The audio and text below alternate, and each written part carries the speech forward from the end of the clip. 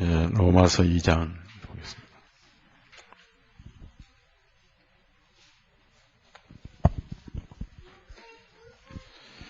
로마서 2장 1절 그래서 우선 13절까지만 먼저 읽겠습니다. 그러므로 판단하는 사람아, 네가 누구에게 핑계하지 못할 것은 네가 다른 사람을 판단하는 것으로 네 스스로를 정죄하면 이는 판단하는 네가 같은 일을 행하기 때문이라. 그러나 이런 일들을 범하는 자들에게 하나님의 심판이 진리대로 내려지는 줄을 우리가 확신하노라. 이런 일을 행하는 자들은 판단을 하면서도 같은 일을 행하는 사람, 내가 하나님의 심판을 피할 줄로 생각하느냐? 아니면 내가 하나님의 선하심이 너를 회개하도록 인도하심을 알지 못하고 하나님의 선하심과 관용하심, 오래 참으심의 풍성함을 멸시하는, 다만 너의 완악함과 회개하지 아니하는 마음에 따라 진노의 날 하나님의 의로운 심판이 밝히 드러나는 그날에 임할 진노를 내게 쌓는도다.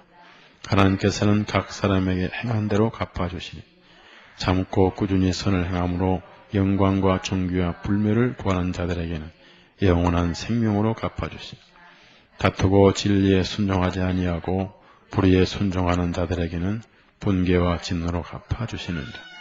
악을 행하는 각 사람의 혼의에 환난과 고통이 있나 먼저는 유대인에게요 다음에는 이방인에게니라. 그러나 선을 행하는 각 사람에게는 영광과 존귀와 평강이 있으리니 먼저는 유대인에게요 다음에는 이방인에게.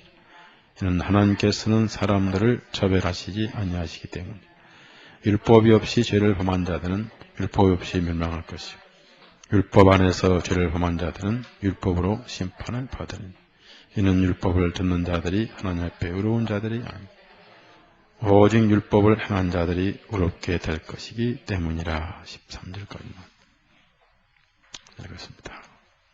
기도하십시다. 주님, 오늘도 작은 모임이지만 모이게 해주시고 또 하나님의 말씀을 펴게 해주심을 감사합니다. 하루하루를 금같이 살고 내일을 예측할 수 없는 이 불확실성 시대에 오늘 우리가 빛을 보고 또 말씀을 들을 수 있고 또 형제 자매 안에서 사랑을 주고받을 수 있는 이것이 복이요 은혜임을 깨닫게 하시고 바로 오늘 시간에 항상 주님과 곧 말씀과 동행하는 우리의 마음과 영이 되게 해주시고 세상 것으로 더러워지고 탁해진 우리 영혼의 눈과 귀를 말씀을 통해서 밝혀주시고 맑게 해주시고 복잡하고 또 얽혀진 우리의 심령을 단순케 해주셔서 하늘나라만 바라보고 예수 그리스도만 생각하는 우리의 영이 되게 해 주옵소서. 이 시간도 말씀을 듣고 깨달을 때 예수님의 은혜와 사랑으로 확신시키시고 또 가득 채워 주옵소서. 예수님의 이름으로 기도드려 싸움나이다. 아멘. 지난 수요일은 제가 자리를 뜨게 됐고 이어서 로마서 공부를 계속 하겠습니다. 1장에는 유대인 이방인 할 것 없이 모든 사람에게 해당되는 죄가 있습니다. 이것은 유대인 이방인이 없이 율법이 있든지 없든지 각 사람에게 이러한 본성이 있다. 그래서 이것은 율법을 떠나서 율법과는 상관이 없는 모든 인간의 마음에 있는 죄, 또 유전받은 죄, 또 본성에 도사되고 있는 죄, 그러한 죄가 살아가면서 사람과 사람 사이에 또 공동사회 속에서 어떻게 죄가 활동을 하는가.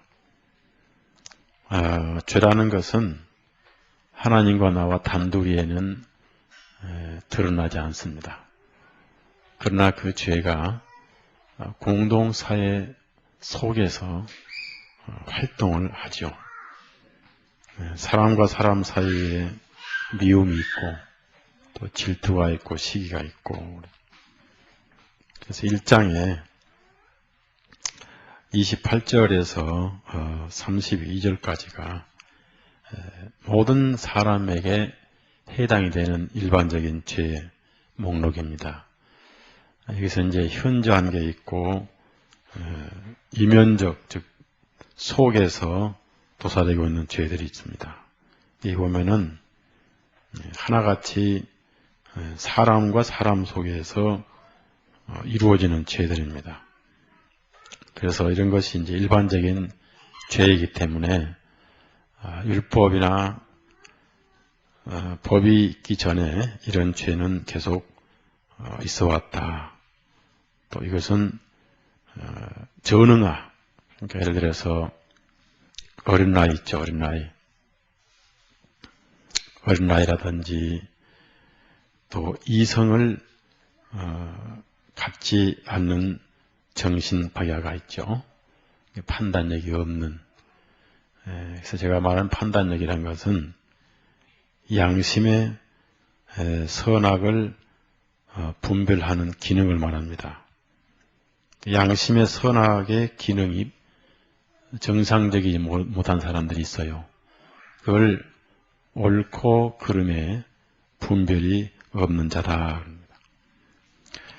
모르겠어요.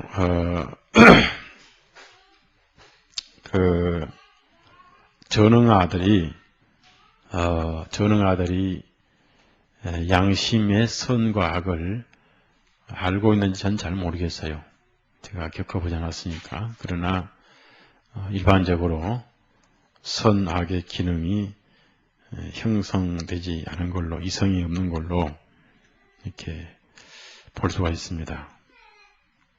잘 모르겠습니다만은 어떻든 어린아이들은 이러한 본성을 본인 양심이 자각을 하지 못하지요. 그러나 자각을 못할 뿐이지 이런 속성은 다 있다는 거예요.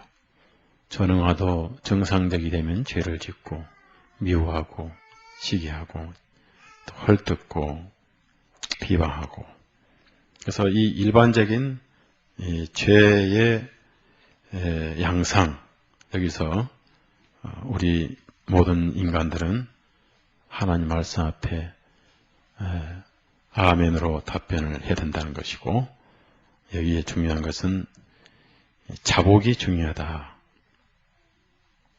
자복이란 것은 죄를 입으로 이렇게 기억을 해서 얼버무린 게 아니고 양심 안에서 하나님 앞에 제가 이런 죄인입니다 라고 인정하는, 시인하는, 그걸 컴패션이라고, 그걸 자복이라고 하는 겁니다. 그래서 인간의 마음은 근본으로 부패했습니다. 마가복음 우리 7장을 봅시다. 근본부터 부패했다. 부패한 사람만 부패한 게 아니고 근본이 부패했다. 근본이. 그래서 예수님은 어떤 사람이라 하지 않고 그냥 사람이다 그랬습니다. 사람. 마가복음 7장 20절부터 23절까지. 그래서 이 사람은 이름만 붙이면 바로 내가 되는 거죠. 이름만 붙이면 바로 우리 자신이 되는 겁니다. 20절에서 23절 같이 읽습니다. 또 주님께서 말씀하시기를 사람에게서 나오는 그것이 사람을 더럽히느니라. 이는 속에서 곧 사람의 마음에서 나오는 것, 악한 생각과 간음과 음행과 살인과 도둑질과 탐욕과 사악함과 속임과 세욕과 악한 눈과 신성을 모독함과 교만함과 어리석음이니 이 모든 악한 것들이 속에서 나와 사람을 더럽히느니라. 그래서 여기서 사람이라고 이렇게 예수님께서 밝히신 것은 그 21절에 보면은 맨이 나오는데 맨에 사람들이 있고 23절의 맨은 한 사람을 말합니다. 그래서 모든 사람이나 한 사람이나 같은 사람인데 속에서 이렇게 이런 것들이 나온다 하는 것을 말씀하셨는데 우리가 이 말씀 읽을 때 나는 아니다 라고 그런 하실 분이 아무도 없죠? 대답 안 하신 분은 해당이 안 되는가요? 맞죠? 네, 바로 우리가 자신을 말하고 그래서 로마서 이제 2장 가봅시다. 자, 그래서 율법이 있기 전에 이런 율법이 있기 전에 인간의 모습은 이렇다 그 말입니다. 하나님께서 인간의 마음을 이렇게 글로 펼쳐 놓으신 거예요. 이렇다. 이런 모습이다. 그러니 이런 모습 가지고 어떻게 하나님 앞에 갈 수 있겠는가? 이런 인간이 어떻게 스스로 하나님을 만나 뵐 수 있겠는가? 라고 사도 바울이 유대인 이방인 할 것도 없이 몰아붙여서 입을 맑게 하고 있는 것입니다. 사람이 자신의 허물을 보면은 말이 적어지는 거예요. 우리 허물을 잃어버리면 말이 많아지죠. 말이 많다 그 말은 나를 내세우기를 좋아한다는 얘기죠. 내가 허물이 많고 모자라고 늘 부족합니다. 한 사람은 말이 적습니다. 그러나 은혜 아래서는 또 말이 많아야죠. 왜냐하면 즐거우니까. 아니죠? 그 양이 즐거워야지 목자 밑에 있을 때 불안하면 안 되잖아요. 꼴이 넘치고 맑은 물이 있을 때 양은 즐겁게 노는 것이고 그 양들이 서로 장난도 하고 게임도 하는가요? 그렇게 비유를 우리가 할 수가 있는 겁니다. 그래서 이 미세한 의의 그물 여기서 빠져나갈 수 없다. 그런데 이제 2장에 와서는 이러한 부류에 동일하게 해당되는 유대인이 율법을 가지고 자꾸 이방인을 차별을 하더라는 얘기입니다. 그래서 이제 그 잘난 유대인의 입을 막는 것이 2장입니다. 그래서 2장에는 이제 유대인의 입을 막으면서 동시에 이방인도 그럼 율법이 없는 이방인이라고 해서 법에 안 걸리느냐? 또 율법이 없다고 해서 마음 놓지 말라. 그래서 결국 다 걸리게 돼 있다. 그래서 한 걸리지 않는 사람은 없다.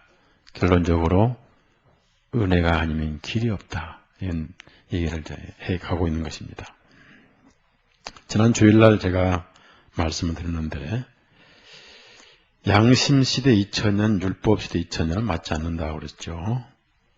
아브라함이 있고 나서 430년 만에 율법이 주어졌으니까 정확히 말하면 율법 없는 역사가 1500년, 율법은 1500년. 그래서 율법 없는 역사는 1500년, 율법 없는 역사는 2500년이고 율법의 치하에 1500년. 그래서 인류 역사 6000년 가운데 율법 하에 있었던 기간은 기껏 1500년에 불과하다. 그것도 기껏 이스라엘 민족들 뿐이었다는 얘기죠. 결국 하나님의 마음에는 이방인에게는 율법이 해당이 되지 않는다. 그래서 율법은 하나님의 본 마음은 아니었다. 어머니가 애를 때릴 때 본 마음은 아니죠. 그렇죠? 본 마음은 아니죠. 아침에 조선일보를 읽으면서 가슴이 좀 뭉클한 기사가 있었어요. 성수대교가 무너질 때 고등학생이 아버지에게 매를 맞고 그 아버지에게 보낸 편지, 그 편지를 썼는데 그 편지에 아버님이 나를 때린 것은 내 속에 나쁜 걸 때리지 나를 때린 건 아닌지 합니다. 그리고 나를 때린 것 때문에 아파하지 마세요. 그런 편지를 아버지를 용서하는 또 위로하는 그런 편지를 이 고등학생이 썼는데 그 편지를 책가방 속에 넣고 성수대교가 무너져서 버스 안에서 한꺼번에 죽었는데 그 편지를 아버지가 이제 가방을 가지고 읽고 결국은 그 괴로워하다가 결국 또 딸 곁으로 간 그런 기록들 못 잊어하다가 그런 우리가 하나님의 본심을 알아야 됩니다. 그래서 어머니가 아기를 때릴 때는 정상적인 어머니 치고 아기가 미운 사람은 없겠죠. 여기 아기 낳아보신 분 손들어봐요. 예? 예. 그러면 내가 낳은 아기가 정말 미운 적이 있습니까? 예? 없죠. 그러면 그 아기가 미운 것은 없을 거예요. 왜 때리느냐면은 때린 것 자체가 사랑하기 때문이에요. 사랑하기 때문에. 잘못되는 것을 막기 위해서. 하나님께서 동일하시다. 그래서 하나님의 본심은 사랑이시다는 얘기입니다. 그리고 중간에 왜 2500년 만에 율법을 주시고 1500년 만에 율법을 끝내셨는가. 그렇게 신구약 4000년인데 다시 본심을 드러내신 은혜로 지금까지 우리를 이렇게 관여하시는가.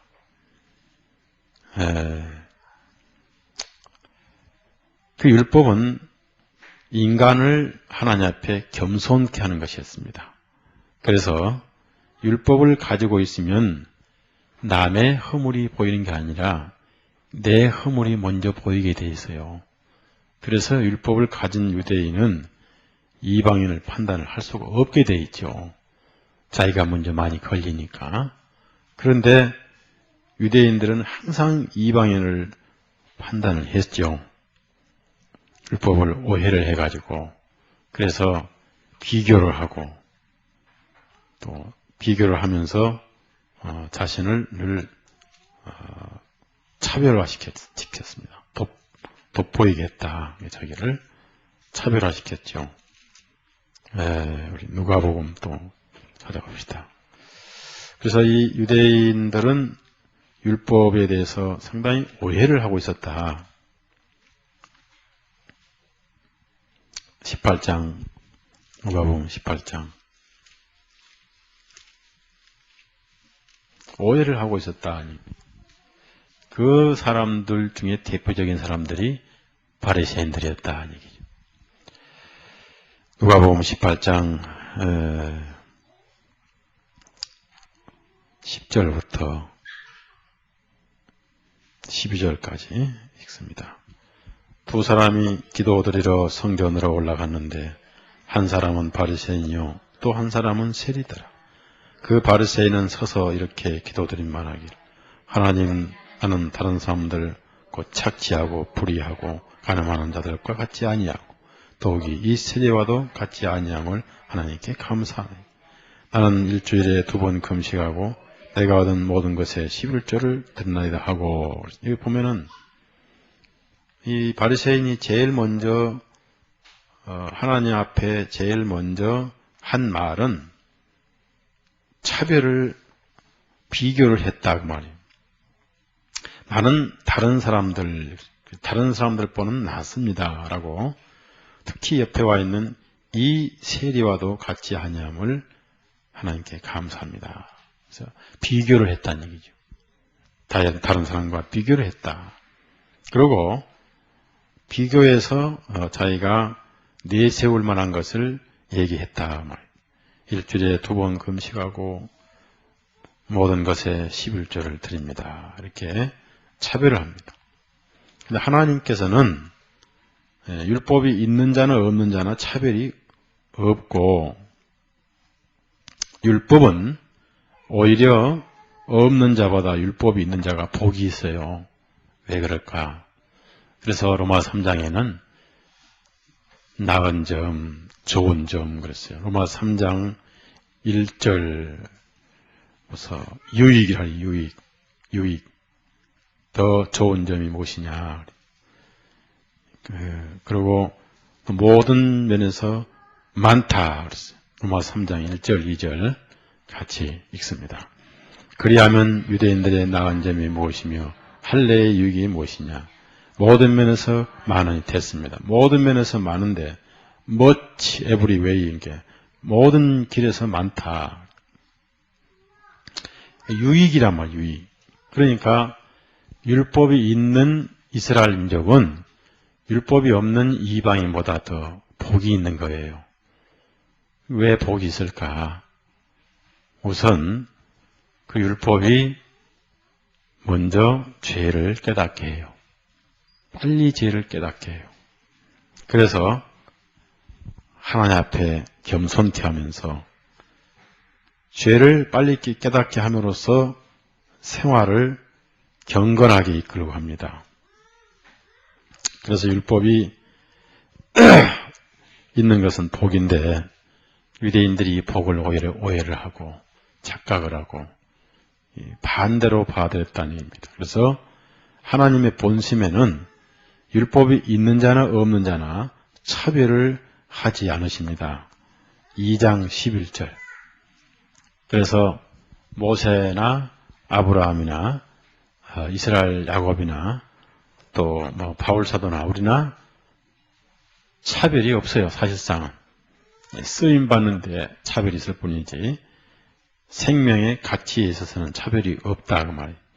자, 11절 읽습니다.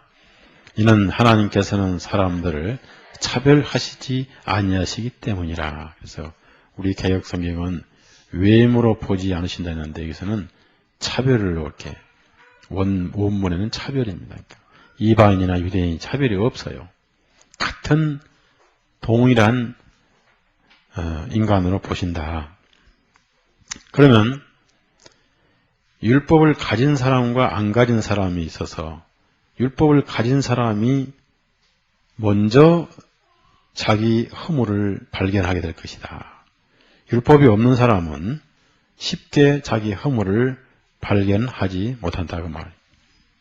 그래서 10계명에 탐내지 말라는 계명이 있었으니까 탐심을 알게 된 것이다 라고 사도 바울이 그래서 율법도 거룩하다 이렇게 얘기를 했는데, 그럼 율법이 있는 사람은 먼저 자기 죄를 발견하게 되고 또 자기 죄가 많다 보니까 남의 허물에 대해서 판단을 할 수가 없잖아요. 그렇죠? 근데 이방인들은 하나님의 율법이 없습니다. 그래서 쉽게 하나님의 의와 법에 대해서는 깨닫지를 못했기 때문에 율법이 있는 사람은 오히려 자기 죄만 깨달아야지 남을 판단할 입장이 아니다 라고 2장 1절에 얘기를 합니다. 근데 왜냐하면 자기도 그같이 하면서 남을 판단한다 그 말이에요. 그러면 판단받는 사람은 그 일을 해도 그 일에 걸릴 법이 없는 거예요. 이방인이기 때문에. 그런데 유대인들은 판단하면서 자기가 그 일에 걸리고 있다. 그래서 엄격히 말하면 자기나 정죄를 받아야 할 사람이 남을 판단하고 있다라고 지금 바울 사도가 유대인에게 통렬하게 경고를 합니다. 그러면 이제 판단을 받는 사람들은 그 법이 해당이 되든지 안 되든지 형벌은 있다 그 말이에요. 2절 죄의 싹은 사망이니까 2장 2절 같이 읽습니다. 그러나 이런 일들을 범하는 자들에게 하나님의 심판이 진리대로 내려지는 줄을 우리가 확신하노라. 반드시 그 심판은 임한다 그 말이에요. 만약에 심판이 임하지 않으신다면 예수 그리스도께서 오실 필요가 없겠죠. 그렇죠? 길이 없으니까. 반드시 심판이 임하는 겁니다. 그래서 이제 3절을 보니까 이런 일들을 행하는 자들은 판단하면서도 그 앞에 이 1장에 나와 있는 그런 일을 행하면서도 판단을 하면서도 같은 일들을 행하는 사람아. 그러니까 유대인이죠, 유대인. 남을 판단하고 율법으로 이렇게 정죄를 하면서 동일한 일을 행한다. 그러니까 오히려 율법이 없으면 판단도 하지 않을 것이고 또 율법이 없이 판단을 하면은 또 설령 이해를 한다 치고 율법이 있는 자는 율법 없는 자를 판단할 권리가 없는 거예요. 율법 있는 자는 자기 허물만 발견하게 되는 거예요. 왜냐하면은 율법으로 나를 볼 때 내 죄가 다 드러나기 때문입니다. 그래서 하나님의 심판을 피할 줄로 생각하느냐? 결코 피할 수 없다. 그럼 하나님께서는 그런 유대인에게 어떤 입장을 가지고 계시냐면은 회개하도록 인도하신다 그랬어요. 4절 같이 읽어요. 시작. 아니면 내가 하나님의 선하심이 너를 회개하도록 인도하심을 알지 못하고 하나님의 선하심과 관용하심과 오래 참으심의 풍성하심을 멸시하느냐. 그럼 율법은 뭐냐면은 율법은 회개하기 위해 주신 것이다. 돌이키기 위해서. 왜냐하면 율법으로 죄를 깨달았으니까. 우리 인간은 죄를 깨닫고 나면은 그 죄에 머물러야 돼요. 돌이켜야 돼요.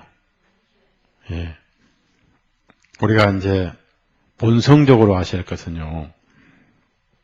죄는 마음의 평강을 뺏어가 버려요. 죄는 하나님과 늘 격리를 시켜요. 하나님으로부터 멀어지게 해요. 모든 평안의 원천은 하나님이십니다. 여러분이 오해하시면 안 돼요. 예수님이 하나님이시고 예수님이 죄를 담당하셨기 때문에 죄를 용납하신 분이 아니에요. 죄를 담당하셨기 때문에 죄를 싫어하신 분이 예수님이에요. 그러니까 예수님과 평강을 누리는 방법은 죄를 깨닫게 되면 그 죄에서 돌이켜야 된다. 70번씩 7번이라도 돌이켜야 된다. 그러면 율법은 뭐냐면은 회개케 위해서 돌이키기 위해서 죄를 깨닫게 하는 거예요. 깨닫기 전에는 잘 돌이키질 않아요. 그리고 그 죄는 하나님으로부터 멀어지게 합니다. 그래서 평안이 중단되죠. 자, 이사야 59장 봅시다. 모든 평안은 하나님으로부터 오는데 그 죄가 하나님과 자꾸 거리를 만들어요. 그래서 거리를 만들다 보니까 평안이 없고 자신이 없는 거죠. 마음이 쉬지를 못하는 거죠. 쉬어야 되는데 59장 1절 이사야 59장 1절부터 3절까지 같이 읽습니다. 보라, 주님의 손이 짧아져서 구원하지 못하심도 아니요 그분의 귀가 둔하여 듣지 못하심도 아니라 오직 너희 죄악들이 너희와 너희 하나님 사이를 내었고 너희 죄들이 그분의 얼굴을 너희로부터 가리웠기 그분께서 듣지 아니하시리라. 이는 너희 손이 피로 더러워졌으며 너희 입술이 거짓들을 말하였고 너희 혀는 악독을 속삭이기 때문이라 됐어요. 그러니까 율법은 뭐냐면은 죄를 깨닫게 해서 하나님께 회개하기 위한 것이다. 율법은 그래서 선한 것이다. 율법이 있었기 때문에 죄를 알게 되고 죄를 알므로 돌이키게 되고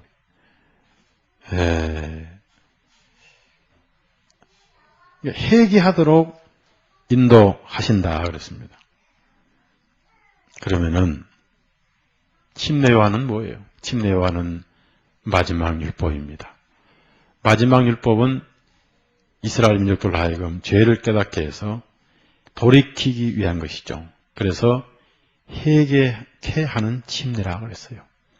회개케 하는 침례. 그래서 침례요한 예수님이 첫 번째 외치는 것은 돌이키라, 회개하라. 우리가 그래서 중요한 그 진리를 하나 발견을 해야 돼요. 마태복음 3장을 찾아봅시다.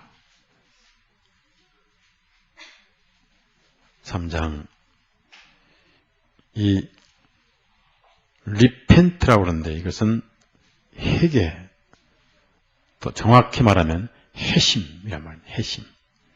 회심은 행동이 추가될 때 회개란 말이 되는 거예요. 따라합시다. 회심하라. 그러니까 회심과 회개는 같은 거예요. 그러나 여기서 리펜트는 회개라는 돌이키라. 돌이키라, 회개하라. 3장 1절, 2절. 침례요한의 첫 메시지입니다. 외침입니다. 여기서부터 그의 사역이 시작됐습니다. 1절, 2절 있습니다. 그날들의 침례인 요한이 와서 유대 광야에 선포하면서 말하기를 너희는 회개하라. 하늘의 왕국이 가까이 왔느니라 하니 이랬습니다. 그러면 하나님께서는 회개하라. 구약에도 돌이키라, 회개하라 말씀이 많이 있습니다만은 구약에는 돌이켜도 심판이죠. 그렇죠? 돌이켜도. 그래서 돌이킬 때는 반드시 한 마리의 희생양이 필요했죠. 그래서 히브리서 9장 20절에 피 흘림으로 말미암는 죄사함이 나온다. 구약에는 회개하라는 말씀이 강요되지 않습니다. 왜냐하면 반드시 심판이기 때문에. 예수님 오셔가지고는 심판을 담당을 오셨기 때문에 심판을 담당하신 분에게 돌이키라, 돌아오라. 그래서 침례 요한도 회개하라.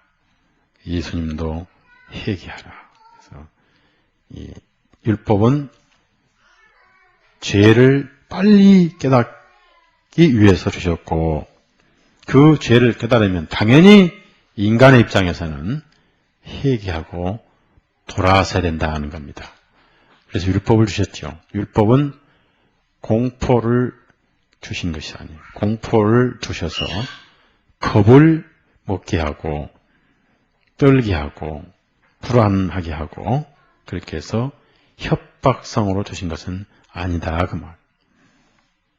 그러니까 율법 안에 있으면 빨리 죄를 알고 빨리 회개하고 빨리 돌이키게 돼 있는데 그걸 유대인들은 오해를 했다. 그래서 오히려 그 율법이 없는 사람보다 율법을 가진 사람들은 그 죄를 깨닫거나 돌이키지 않을 때 하나님의 풍성하심을 멸시한다. 자, 5절, 로마서 2장 5절. 율법 없는 사람보다 율법인 사람이 훨씬 더 복이 있음에도 불구하고 회개하지 않을 때 그건 하나님을 멸시하는 행위가 된다. 그건 뭐냐? 곧 진노를 쌓게 될 것이다. 5절 같이 읽습니다. 다만 너희 완악함과 회개하지 아니하는 마음에 따라 진노의 날, 곧 하나님의 의로운 심판이 밝히 드러나는 그날에 임할 진노를 내게 쌓는도다 그랬습니다. 그래서 어느 날 이제 그 완악함과 회개하지 아니한 마음에, 그래서 인간은 죄를 알고도 그 죄를 고집하고 하나님의 율법을 알고도 율법을 의지적으로 거역하는 본성이 있어요. 그걸 자유의지라고 그래요. 자유의지. 그래서 인간은 양이 아니에요. 짐승이에요. 짐승. 네. 그런데 예수님은 구원받은 사람만 양이라고 그랬죠. 네? 구원받은 사람만 양이라고 그랬습니다. 구원 안 받은 사람은 그냥 짐승인데 되게 말도 안 듣는 짐승. 까꿀로 가는 짐승. 근데 그 짐승의 본성이 우리 속에 있더라는 얘기입니다. 완악함과 회개하지 아니하는 마음에 따라 진노의 날, 그 진노의 날이 있습니다. 그 진노의 날이 곧 하나님의 의로운 심판이 밝히 드러나는 그날에, 그날을 성경에서는 주님의 날이라고 그래요. 또는 신론의 날이다 그런데 이사야 61장 보십시다. 신온의 날 또는 진노의 날 또는 심판의 날. 그래서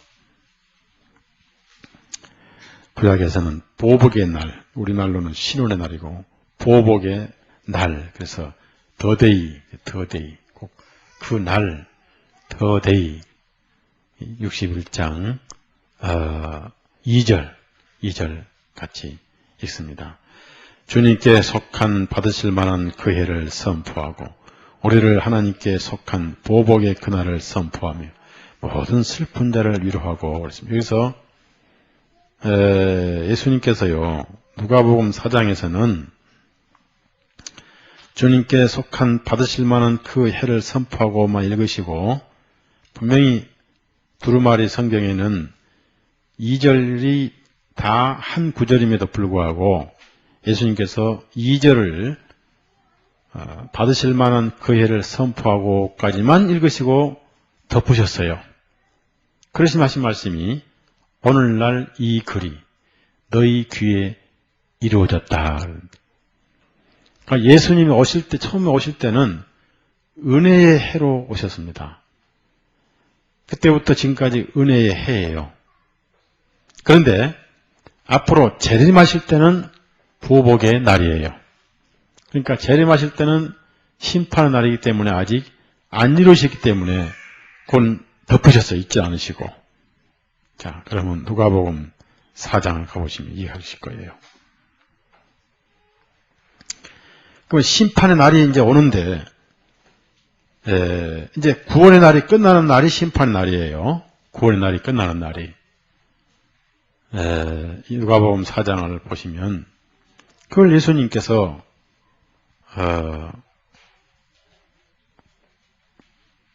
거기까지만 읽으시고,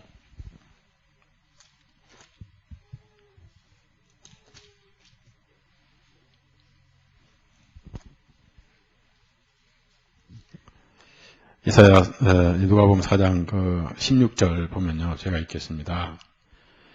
주님께서 자라나신 나사렛에 오셔서 자신의 관례에 따라 안식일에 해당으로 들어갈 성경을 읽으려고 서심해. 자, 17절 누가 그분께 선지자 이사야 책을 드리니, 그러니까 예레미야 책을 드렸던 에스겔 책을 드렸던 하여튼 무슨 책을 드려도 예수님 자신의 예언을 찾아내실 거예요. 이사야 책 두루마리를 드렸더니 주님께서 그것을 펴시고, 자, 61장에 펴시고 이같이 기록된 부분을 찾으시니, 그러니까 예수님 성경 잘 아시겠죠? 잘 아신단 말이에요. 곧 18절에, 자, 18절 주님의 영께서 내게 임하시니 이는 가난한 자들에게 복음을 선포하게 하시려고 내게 기름을 부으심이라. 침례 받으시고 성령이 임하셨죠. 나를 보내어 마음 상한 자를 고치시며. 자, 마음이 왜 상할까요? 남편에게 서름 받아서 아침에 올 때 돈을 잃어버려서. 그건 상한 마음이라는 해당이 안 되죠. 그건 분하고 억울한 마음이. 이 상한 마음은 뭐죠? 그렇죠. 누구를 뵐 때 상할까요? 하나님을 생각할 때 상할 때. 그러니까 하나님 앞에서 상한 마음이 돼야 돼요. 자, 마음 상한 자를 고치시고, 뭘로 고치세요? 복음으로 고치시고, 포로된 자들에게 해방을. 무엇의 포로입니까? 죄의 공포와 지옥과 심판의 두려움에서 해방을 선포하게 하시고, 눈먼 자들을 보게 하시고, 영육간에 짓밟힌 자들을 자유하게 하시고, 19절. 분명히 여기서 이사야 61장 2절을 중간에 읽다가 딱 끝내버렸어요. 예수님께서. 19절, 20절. 자, 시작. 주님의 열납하신 해를 선포하게 하심이라 하였더라. 주님께서 그 책을 덮어 맡은 자에게 다시 주고 앉으시니 해당 안에 앉는 자들이 모두 주님을 주목하니라. 자, 21절.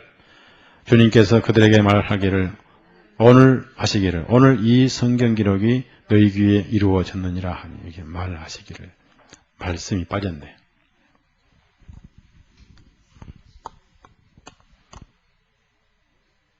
그래서 이렇게 우리가 하나하나 보면 발견이 돼 자꾸. 자, 그래서 심판의 그날이 오는데 심판의 그날, 정확한 심판의 날이 있어요. 주님의 날, 더데이, 그날, 주의 날. 그러면은 구원 안 받고 영혼이 지옥을 갔다. 곧바로 심판을 받습니다. 지옥에서. 고통을 받아요. 그러나 엄격한 의미에서는 심판이 아니에요. 예, 아직 땅에서 살았던 것에 대한 심사가 없었기 때문에. 언제 말합니까? 백보자 심판날이에요. 재림하셔서 기록된 대로 심사해서 처벌을 받는, 즉 재림의 날을 심판의 날이라고 합니다. 그럼 왜 재림의 날이 심판의 날이냐 하면요, 우리가 이 말씀을 알아야 돼요. 처음 예수님은 한 번 오시고 두 번째 오세요. 처음 오신 예수님은 심판주입니까? 구원주입니까? 예? 세상에 뭘 하러 오셨다고 그랬어요? 구원하러 오셔서 구원을 하셨죠. 그럼 앞으로는 또 오시는데 뭘 하러 오시겠어요? 심판주로 오셔요. 심판하러 오셔요. 그래서 하늘과 땅의 모든 심판하는 권세를 내게 맡기셨다. 그래서 심판하러 오시기 때문에 그 심판하러 오신 날이 심판의 날, 진노의 날. 그래서 그 전까지는 지금까지 구원의 날이에요. 지금까지 은혜의 날이에요. 즉 받아주시는 해예요. 누굴 받아주세요? 죄인을 받아주시는 해예요. 그것을 희년이라고 그래요. 희년은 계속되고 있어요. 은혜의 해입니다. 나 같은 죄인을 받아주시는 해. 그것이 구원의 날이에요. 이 구원의 날이 언제 끝나느냐? 재림하실 때 끝나버립니다. 그걸 이스라엘이 모르고 오히려 진노를 쌓고 있다. 왜 하나님께서 오랫동안 예수님이 재림하지 않으시냐면 더 많이 돌아오시도록 인내하시는 것을 사람들이 모르고 있다는 얘기죠. 자, 베드로후서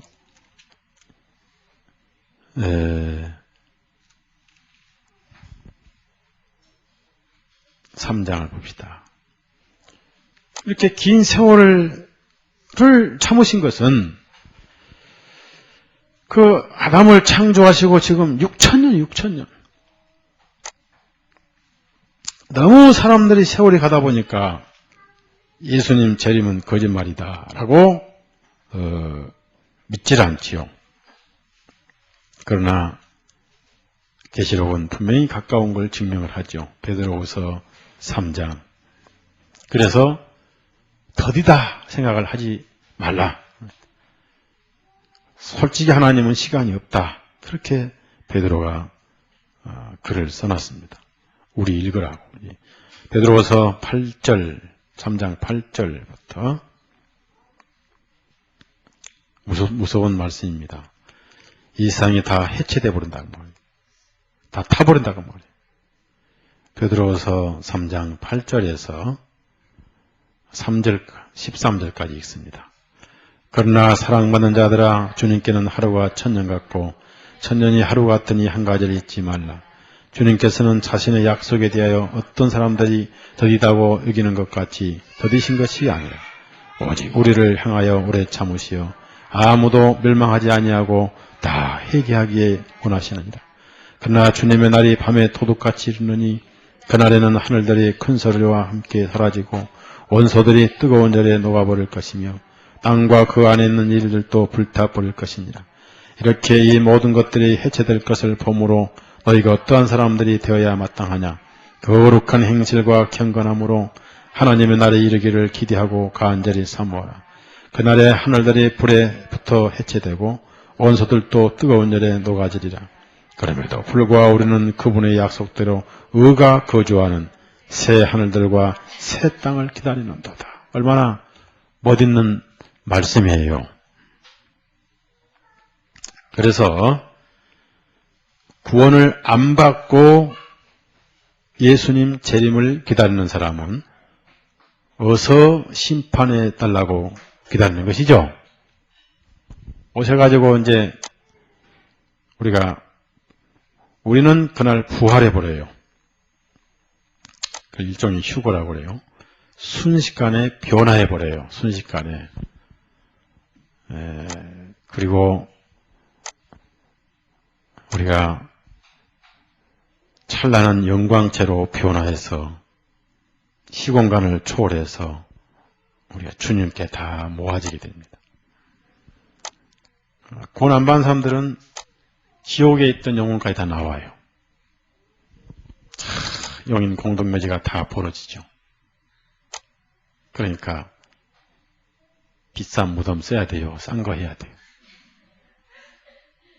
대답해요. 싼 거 해야 돼요. 비싼 거 해야 돼요. 관은. 그 다음에 수의는.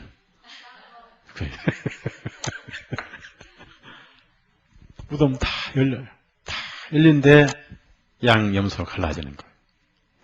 부부간에 합장하던 옆에 같이 묻든 간에 거듭난 사람 불신자 똑같이 벌어져서 갈라지.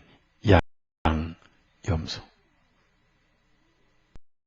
왼쪽이 염소. 그렇죠? 왜 오른쪽이 양이 왜 왼쪽이 염소입니까? 하나님 편에. 하나님 편에. 반대편에. 참, 우리가 그런 거 보면요. 인간은 태어날 때부터 하나님의 형상인 게 입증이 돼요. 누가 안 가르친데 오른손으로 글 쓰죠? 예? 어쩌다가 왼손으로 쓰죠? 반항심이 강한 사람이. 왼손잡이 결혼하지 마라. 이 본성이 강한, 반항심이 강한 사람. 왼손잡이 문제가 있어, 분명히 있어요. 꼭 그런 거 아니지만, 사교리 인간은 오른손으로 하는, 하나님 편이구나. 본성이 드러나는. 그럼 우리가 이제 회개를 강조하는데, 회개하라, 회개하라. 구약에는 회개하는 것이 진정한 회개가 되지를 못합니다. 왜냐하면은, 물론 예수님이 구약에도 하나님 계셨지만은, 회개란 뭐냐면요. 뭐가 회개냐면요. 내가 하나님 뜻에 반대되는 길로 갔다. 즉, 곁길로 살았다. 그 말이에요. 즉, 하나님의 말씀에 어긋난 삶을 사는 것을 곁길로 사는 삶이다. 근데 그것이 어느 날 하나님 말씀을 율법을 통해서 그건 죄다. 이라고 발견이 됐어요. 그럼 그 길을 계속 가야 돼요? 돌아와야 돼요? 근데 그것만이 회개가 아니에요. 회개는 돌아오되 예수님께 돌아와야 돼요. 예수님께. 그러니까 아무리 나쁜 짓 하고 나쁜 짓에 돌이켜서 옳은 길로 간다 하더라도 예수님께 안 돌아온 사람은 회개한 거요? 안 한 거예요? 그런 의미에서 사명대사, 서산대사 회개한 거야, 안 한 거예요? 안 한 거예요. 공자, 맹자 회개한 거야, 안 한 거예요? 율곡선생 한 거야, 안 한 거예요? 신사임당 한 거야, 안 한 거예요? 안 한 거예요. 누구에게 돌아와야 돼요? 그래야 해결되는 거예요. 그래야 진정으로 그 심판이 끝나기 때문에. 나쁜 길에서 돌아온 건 맞지만은 심판은 안 끝나잖아요. 심판 어디서 끝난 거예요? 골고다에 끝난 거예요. 그러니까 예수님께 돌아와야 심판까지 끝나는 해결이 되는 거예요. 그게 진정한 해결인 거예요. 다시 로마서 2장 가봅시다. 자, 그래서 하나님은 반드시 심판을 하시는데 그 심판을 하신 날, 그날이 하늘나라의 책이 펴지는 날이죠. 지금은 기록만 하고 있는 날입니다. 근데 하늘나라 책이 두 가지가 있어요. 이렇게 여기 보세요. 책이 이렇게 두 가지가 있는데 이 책은 심판책이에요. 아담부터 현재 아기들까지 다 기록이 돼요. 저 명필에도 기록이 돼요. 근데 명필이 죄도 기록이 돼요. 근데 명필은 아직 양심이, 기능이 아직 활성 안 돼서 모르죠. 예? 예배 시간에 깨끗이 부르되고도 많이 뻔뻔스럽고. 그러죠? 예. 무슨 말이냐면은 애들은 죄의식이 없어요. 애들은. 그래서 저런 자는 천국에 바로 오라는 거예요. 네. 근데 이거는 모든 태어난 인생은 자기 삶에서 요람에서 무덤까지 행위가 다 기록이 되어 있어요. 여기. 행동만 기록된 게 아니라 마음의 생각까지 다 기록되어 있어요. 그래서 심판 때는 행한 죄만 심판하는 게 아니라 마음에 품었던 것도 심판을 받아요. 하나님은 영이시니까. 그래서 사람들의 은밀한 것을 심판하신다고 그러기 때문에 행위로 옮긴 죄만 심판하는 게 아니에요. 자, 로마서 2장 16절. 다 기록이 돼요, 이게. 전부 기록이 돼요. 2장 16절. 자, 시작. 곧 내가 전하는 복음에 이른 바와 같이 하나님께서 예수 그리스도에 의하여 사람들의 은밀한 것들을 심판하실 그날이니라. 은밀한 것이라는 것은 몰래 범한 죄가 아니라 중심의 생각까지 다 심판을 받습니다. 그런데 보세요. 여기 이 책에는, 심판책에는, 지금 현재 심판책에는 사달서기 이름 출생부터 해서 지금까지 모든 과거의 죄가 다 기록이 됐을 거예요. 여러분도 마찬가지. 근데 이 책은 무슨 책이냐? 심판책이에요. 생명책이에요.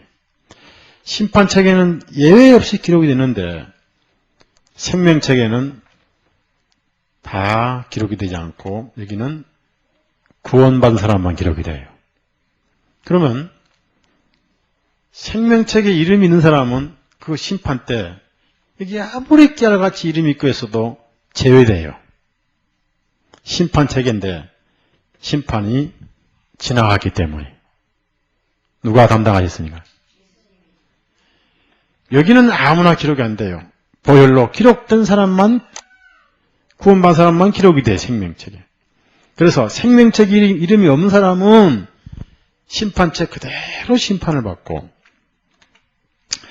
여기 아무리 깨알 같은 죄가 많이 기록이 됐다 하더라도 생명책에 이름이 기록되면은 제외돼요. 해당이 안 돼요. 생명 자체가 죄가 끝났다는 증거예요. 맞죠? 그래서 오늘 오신 분은 이게 다 기록된 걸로 저는 믿습니다. 그 대신 여러분 죄가 다 기록됐어도 하나님께서 상관하지 않으시죠. 그렇게 생명책이 중요한 거예요. 여러분이 복음을 깨달은 그날 생명책 이름이 딱 기록됐을 거예요. 확실히 믿어요. 성경은 사실이기 때문에. 다시 로마서 2장. 자, 이제 우리가 조금 여기서 더 깊이 이해할 말씀이 하나 있는데요. 6절에는 하나님께서는 각 사람에게 행한 대로 갚아주시리니 그랬습니다. 행한 대로. 그래서 갚아주시는데 7절 보면요. 참고 꾸준히 선을 행함으로 영광과 존귀와 불멸을 구하는 자들에게는 영원한 생명으로 갚아주시나 그렇습니다. 그래서 우리가 오해하면 안 돼요. 마치 여기는 선을 행함으로 영생 얻는 것 같이 보이죠? 예? 그런데 그렇게 오해하면 안 돼요. 꾸준히 선을 행함으로 영광과 존귀와 불멸을 구하는 자들에게는 그렇습니다. 선을 행함으로 실제 어떤 선을 행해서 영생 얻는 것은 아니죠. 선을 찾으면 당연히 죄가 빨리 발견되고 깨닫게 되고, 그래서 결국 영원한 생명은 여기서 예수 그리스도를 이해하시면 돼요. 결국 예수님 안에서 구원을 받는다. 그렇게 예수님 빼고는 절대로 있을 수가 없죠.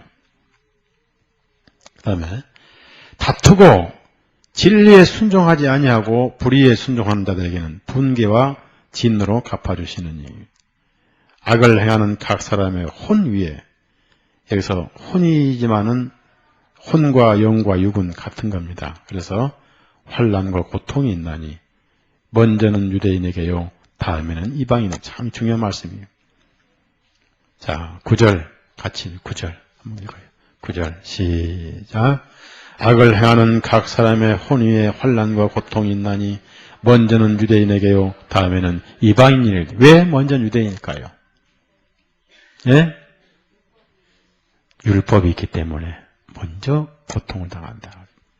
그래서 율법이 있어서 빨리 죄를 알고 돌아오면 복이고, 돌아오지 못하면 그건 화가 되는 거죠. 왜냐하면은 구약성경 예레미야서 그게 죄는 항상 마음에 고통을 가져옵니다. 양심이 있기 때문에. 죄와 양심은 상극이죠. 상극.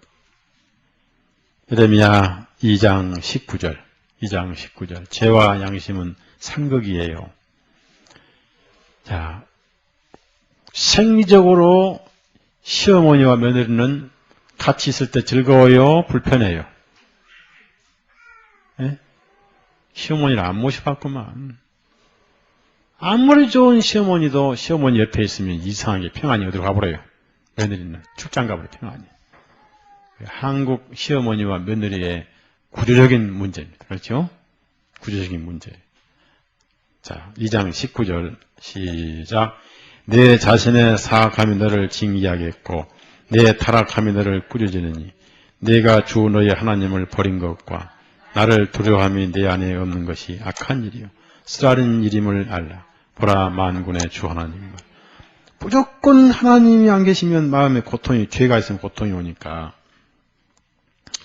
왜 죄는 마음에 고통을 가져오냐면 인간에게는 선을 아는 기능이 있더라니. 그것을 양심이라고 해요. 따라합시다. 양심. 그러면 만약에 인간에 없고 악심만 있다. 그러면 죄를 지을 때마다 얼마나 어떻게 해요? 얼마나 즐겁게 해요. 양심이 아니고 악심만 있다면. 근데 양심이 있기 때문에 죄는 마음에 고통을 주는 거예요. 평안이 없는 거예요. 그래서 여기 보니까 환난과 고통이 있나니 먼저는 유대인에게요. 그러니까 여기서 우리가 지금 말씀을 배워야 할 것은요. 사도 바울께서 먼저는 유대인에게요 해놨으니까 유대인 치고 이방인에게 큰 소리 치면 안 되겠죠? 그렇죠? 네, 그래서 판단하지 말라 그 말이에요. 율법이 있는 사람은 율법이 없는 사람을 판단해서는 안 된다. 그래서 먼저는 유대인에게요. 즉 유대인에게 율법이 있기 때문에 유대인이 먼저 마음에 고통이 온다. 무엇이 있기 때문에요? 그렇죠. 율법이 있기 때문이다. 그 말. 결국은 율법은 죄를 빨리 깨닫게 하고 빨리 회개하기 위한 것이지 다른 아무것도 없다. 즉 하나님의 의를 드러내고 인간이 얼마나 율법 앞에 하나님의 의 앞에 가치 없는 존재인가, 나약한 존재인가를 알게 하는 도구일 뿐이지 다른 길은 아니다. 그래서 다른 데 가서는 그 사도 바울이 연약하여 그랬어요. 연약하여. 자, 8장. 그러니까 성경은 항상 연결시켜 보면 더 확실합니다. 율법은 애당초 하나님의 마음에 없는 것이었습니다. 이거 아셔야 돼요. 8장 3절 같이 읽어요. 3절 시작. 이는 율법의 육신을 통해서는 연약하여 할 수 없는 것을 하나님께서는 하셨나니 그 자신의 아들을 죄 있는 육신의 모양으로 보내셔서 육신의 죄를, 자 여기서 육신을 통해서는 연약하여 할 수 없는 것을 그랬어요. 결론으로 육신은 연약해서 율법을 지킬 수가 없다 그 말이에요. 아시겠죠? 절대 못 지켜요. 못 지키는 거예요. 그러면 어떻게 못 지키는 것을 알 수 있느냐 하면 지키려고 할 때 합니다. 아예 처음부터 율법 안 지키려면 지킬 수 있는지 없는지도 몰라요.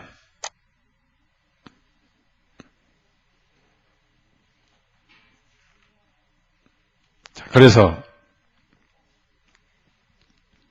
유대인에게 먼저 오고 이렇게 와서 오는데 결론적으로 율법이란 뭐냐면은 율법이란 것은 율법을 지켰을 때만 얻게 될 것인데 결코 지킬 수 없는 것이다.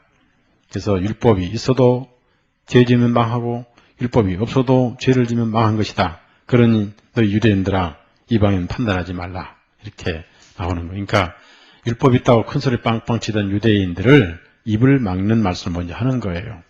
그러면 율법이 없는 이방인들은 더 입을 막아야 되죠. 그렇죠? 예, 더 입을 막아야 되죠.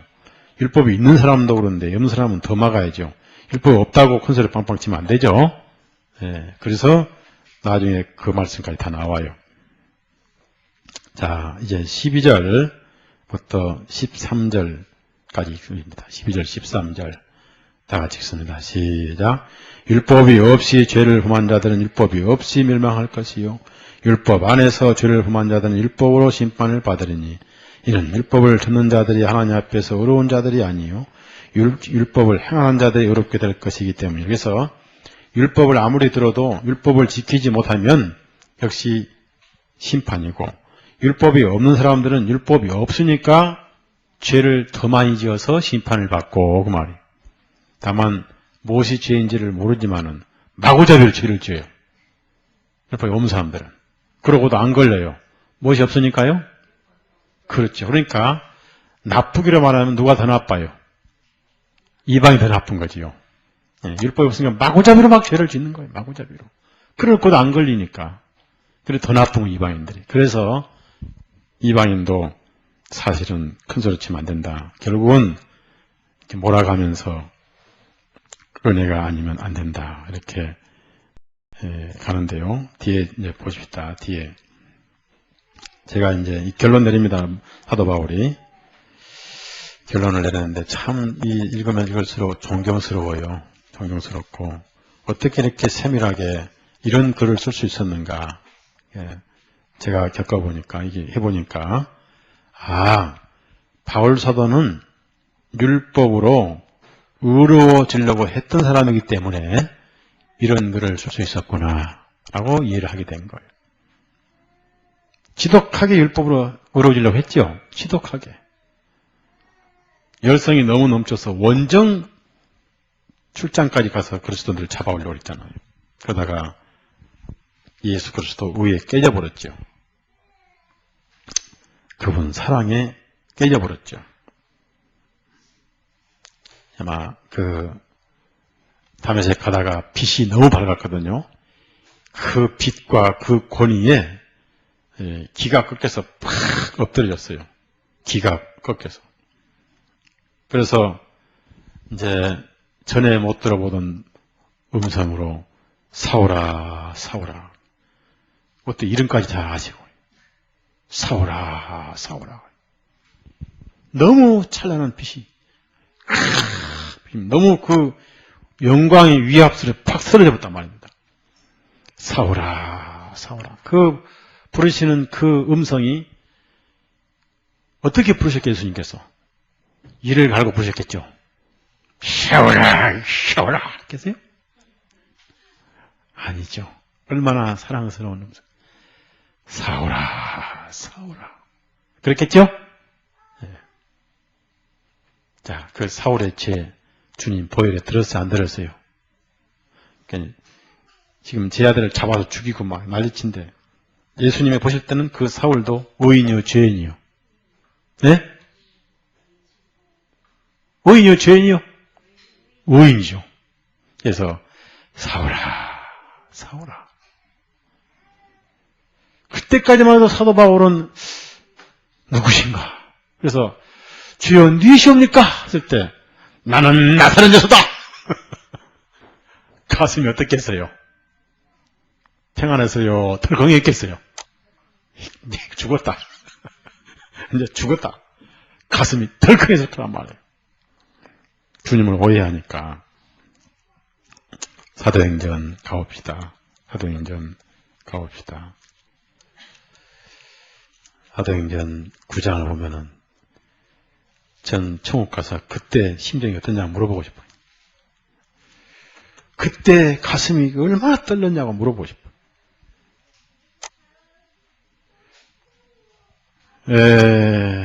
그래서 놀랬다 그 말이에요. 5절. 당신은 누구십니까? 물었을 때 그냥 예수님이라 하지 않고 네가 핍박하는 예수인이라. 가슴이 아마 이때 심장이 좀 약한 사람은 심장이 막 덜렁 주저앉을 거예요. 5절 읽어요. 5절 시작. 그가 말하기를 주님 당신은 누구시니까 하며 주님께서 말씀하시기를 나는 네가 핍박하는 예수인이라. 가시채찍에다가 뒷발질을 하는 것이 네게 고통이니라 하시니. 참 그 말을 들었던 사도 바울, 내가 무엇을 하기를 원하십니까? 사도 바울은 여기서 나는 네가 핍박하는 예수니라 하시면서 거기서 벼락을 내릴 걸로 생각했을 건데 그 벼락을 내리실 분이 사랑을 내리신 거예요. 사랑을. 그 왼수를 정으로 쓰신다는 데서 사도 바울의 마음은 녹아버린 거예요. 그래서 율법으로 의로워지려고 했던 것을 누구보다 뼈저리게 했던 사람인데 그것이 얼마나 하나님의 거룩한 의를 도전하는 행위였는가. 그래서 이 위대한 로마서가 나온 거예요. 그것을 자기가 구구절절 겪었기 때문에. 그래서 마지막에 뭐라고 하냐면, 자, 다시 로마서 2장. 신랄하게 유대인들을 때립니다. 이방인 판단하지 말라고. 자, 2장 이제 17절부터 23절까지. 이제 유대인을 신랄하게 그냥 매를 때리는 거예요. 이방인 판단하는 것 때문에. 그만큼 유대인들은 율법 때문에 교만해져 있었거든요. 16절에서 17절부터 23절까지 읽습니다. 보라, 내가 유대인이라고 불리면서 율법 안에 안주하고 하나님을 자랑으로 만들며 율법의 가르침으로 싸움을 받아 그분의 뜻을 알고 지극히 뛰어난 것들을 인정하며 내가 눈먼 자들의 안내자요 어둠 속에 있는 자들의 빛이요 율법 안에서 진리와 지식의 형식을 가진 자로서 미련한 자의 교사요 가난한 아이들의 선생님을 스스로 확신한도다. 그렇다면 다른 사람을 가르치는 내가 내 자신을 가르치지 아니하느냐? 사람이 도둑질하지 말아야 한다고 선포하는 내가 도둑질하느냐? 사람이 가늠하지 말아야 한다고 말하는 내가 가늠하느냐? 우상들을 심히 증오하는 내가 신전 물건을 훔치느냐? 율법을 잘하는 내가 율법을 어김으로써 하나님을 욕되게 하느냐? 이게 다 뭐예요? 다 사도 바울이 다 겪었던 거지요. 겪었고 봤고 그래서 하나님 앞에 유대인들을 이방인들의 판단하지 말라. 너희들은 율법을 가지면서도 더 죄인되어야 할 입장인데 어찌 율법이 없는 이방인을 판단하느냐라고 유대인이 율법 가지고 의로워해서는 안 된다라고 하면서 할례 얘기가 나와요. 할례. 자, 25절에서 29절 읽읍시다. 여기서 이제 이방인 율법 양심은 또 다음 기회에 말씀드리고, 유대인들이 이방인을 판단해서는 안 된다. 니들도 못 지킨, 율법이 있으면서도 못 지키면서 어떻게 이방인을 판단하느냐. 그런 얘기입니다. 로마서 3장 25절부터 29절 읽습니다. 만일 내가 율법을 지키면 할례가 참으로 유익하나 만일 내가 율법을 어기는 자 되면 내 할례가 무할례가 되느니라. 그러므로 무할례자가 율법의 의를 지킨다면 그의 무할례로 여길 할례로 여길 것이 아니냐. 또 만일 본래 무할례자가 율법을 잘 지키면 율법 조문과 할례를 가지고 율법을 흠하는 너를 판단하지 아니하겠느냐. 이는 겉모양만 갖췄다고 유대인이 아니요 육체의 겉에 흔적을 지닌 할례도 그 할례가 아니니 오히려 유대인의 속마음을 가져야 유대인이요 할례는 마음에 받는 할례니 영에 있고 율법 조문에 있지 아니하니라. 그런 사람에 대한 칭찬은 사람에게서 아니라 오직 하나님께로부터 나느니라. 여기까지 뚝 읽었던 유대인들이 이 말씀 읽고 입을 벌려요? 입을 딱 다물어요? 입을 딱 다물어요. 그냥 다물어요? 손을 얹어 다물어요? 손을 딱 얹어 다물어요. 그러네 하고 말을 못하는 거예요. 그런데 이 장을 쓰는 사이에 이방인이 멸시받다가 갑자기 거만해질까 봐서 중간에 한마디 탁 집어넣은 게 이방인들도 사실은 율법이 있다. 그게 무슨 율법이에요? 그렇죠. 그러니 둘 다 피장 뭐요? 파장이다. 결국은 하나님 앞에 다 죄인이다. 그 얘기입니다. 그래서 이렇게 몰아가다가 3장에 가서 믿음이 뭔가를 잠깐 밝혀주고 믿음의 내용을 4장부터 아브라함, 5장에 가서는 아담부터 아예 은혜, 처음부터 죄, 율법을 초월해서, 그리고 이제 6장 율법 없다고 해서 율법 살면 되느냐? 7장에 가서 율법은 중간에 왜 주셨느냐? 8장에는 성령 인도하심 받고 이렇게 나오는데요. 오늘 우리가 여기서 배워야 할 것이 있어요. 율법이 없는 이방인을 율법이 있는 사람이 오히려 판단할 수가 없다. 율법이 없는 사람은 그렇게 사니까 율법이 없으니까 살지만은 너희들은 율법이 있으면서도 그렇게 살지 않느냐. 그래서 율법이 없는 사람은 없으니까 그렇게 살지만은 너희들은 율법이 있으면서도 율법을 못 지키면서 남을 판단할 수는 없다. 이렇게 얘기합니다. 그럼 우리가 오늘 이제 복음을 깨달았습니다. 본을 안 받은 사람들 죄를 짓고 삽니다. 우리가 그 죄를 정죄를 하고 그 죄를 예의해서 예수님의 복음을 전할지언정 우리가 죄인이라고 정죄하거나 판단을 해서는 안 되겠죠. 맞죠? 그 다음에 우리가 구원받은 같은 그리스도인들이 모임에서 형제자매가 다 무엇으로 의인돼 있어요? 네? 무엇으로만 우리가 의인이에요? 믿음으로만 의인이다. 그래서 믿음으로만 의이고 행위로는 다 동일한데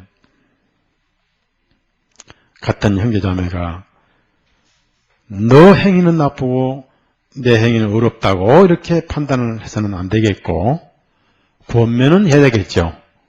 우리가 아무리 믿음으로 의인됐지만은 그리스도인으로서 그런 행위를 해서는 안 되고 이건 주님께서 원치 않으시고 성령님의 뜻이 아니고 덕이 안 되니까 그렇게 살면 안 됩니다라고 권면하고 이끌어줄지언정 너는 나빠 나는 옳아 이런 판단을 해서는 안 되겠죠.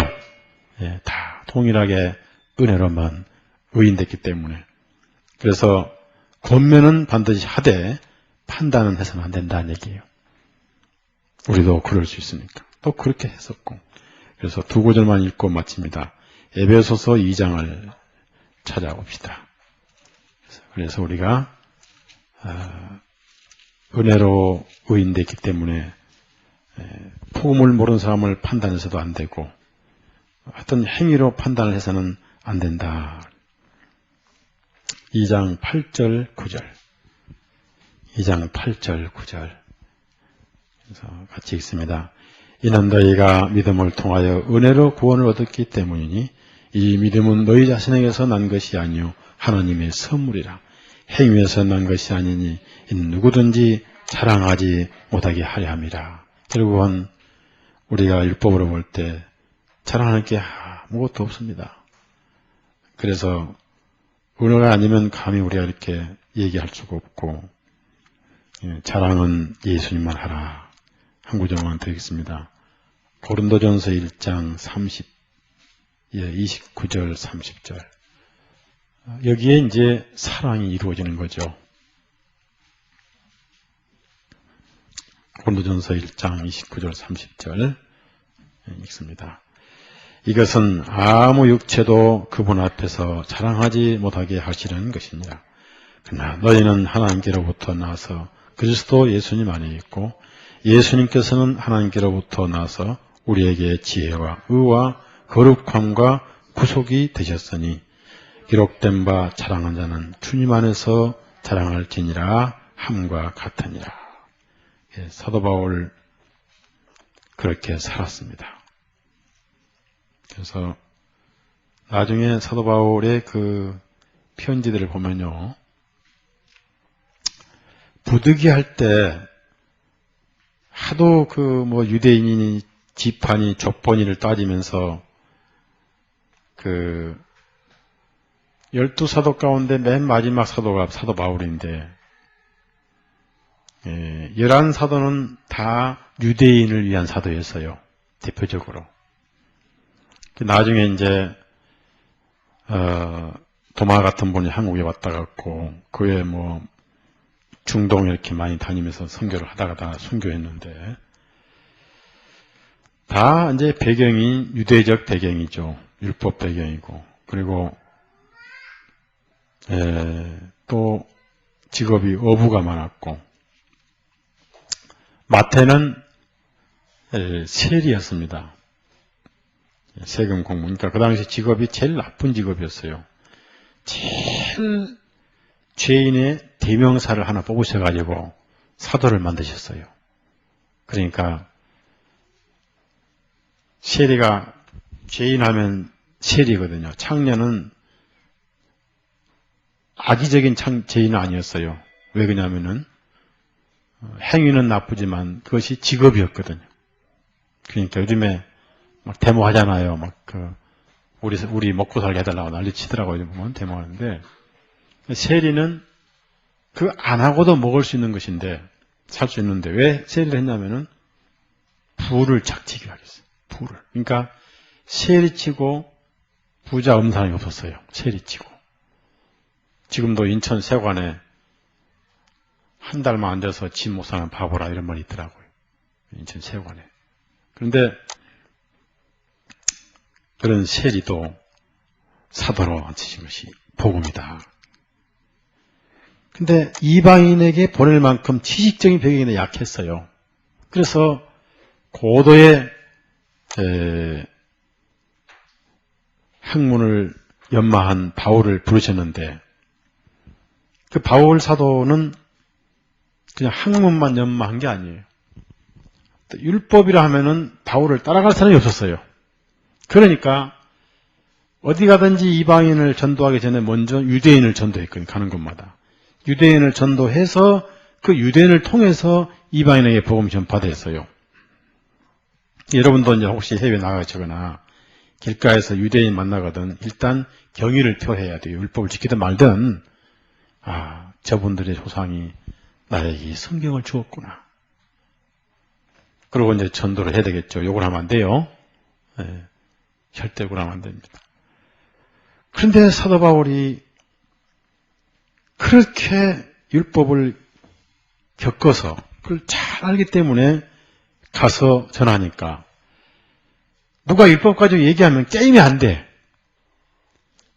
누구 앞에 문자 쓰는 거예요? 예? 공자 앞에. 그러니까 다 사도 바울 앞에 머리 숙였어. 그렇게 해서 이방인의 사도가 돼가지고 이방인들에게 위대한 복음을 전하게 된 겁니다. 그래서 우리가 구원을 받고 이런 말씀을 통해서 절대 형제자매님들을 행위 가지고 판단을 하지 말되 다만 권면은 해야 된다. 그리고 불신 이방인들도 우리가 판단하지 말고 정죄해서는 안 되고 깨닫게 해서 복음을 전해야 된다 하는 거. 사도 바울이 그렇게 유대인들에게, 이방인들에게 아주 지혜롭게 복음을 전해서 결국은 거만한 마음, 높아진 마음을 낮아지게 했던 겁니다. 예. 결론적으로 은혜가 아니면 너나 나나 다 죄 아래 있다. 그래서 그리스도의 보혈이 아니면 길이 없다 하는 것이 몰고 가는 로마서입니다. 이런 마음속에 우리의 행위, 우리의 모습은 점점 보이지 않고 예수 그리스도의 은혜만 갈수록 남고 보이기를 바랍니다. 기도합시다. 주님 감사합니다. 계속해서 로마서를 통해 일반적인 사람의 죄들이 무엇이며 또 율법이 있다면서도 죄를 모르는 유대인에게 율법이 있다면 먼저 죄를 깨달아야 되고 회개해야 되고 율법이 있는 유대인은 율법이 없는 이방인을 판단할 권리가 없다고 말씀하셨으며 또 율법이 없는 이방인도 양심의 율법이 있기 때문에 거만해서는 안 된다는 이 논리로 온 인류가 하나님 앞에 죄인임을 인정케 하는 율법이 있어도 심판, 율법이 없어도 심판을 말씀하시는 이 말씀 속에 우리는 하나님 앞에 참으로 엎드릴 수밖에 없고 참으로 고개를 숙일 수밖에 없는 연약한 죄인임을 깨닫게 되고 이러한 악하고 흉악한 죄인들을 대신해서 형벌을 담당하시고 죄를 기억지도 아니하시며 전혀 죄와는 상관이 없는 하나님의 백성으로 인쳐주시고 지금 눈보다 양털보다 거룩한 의인들로 삼아주시고 우리는 우리의 죄를 의식해서 가끔 얼굴을 내렸지만 주님은 전혀 그런 것을 의식하지 아니하시고 따뜻한 사랑으로 우리를 안아주시고 끌어주시는 이 엄청난 은혜의 복음으로 우리는 믿음으로 품에 안기고 그 품에 거하게 해 주옵소서. 예수님 이름으로 기도드렸사옵나이다. 아멘. 마치겠습니다. 수고하셨습니다.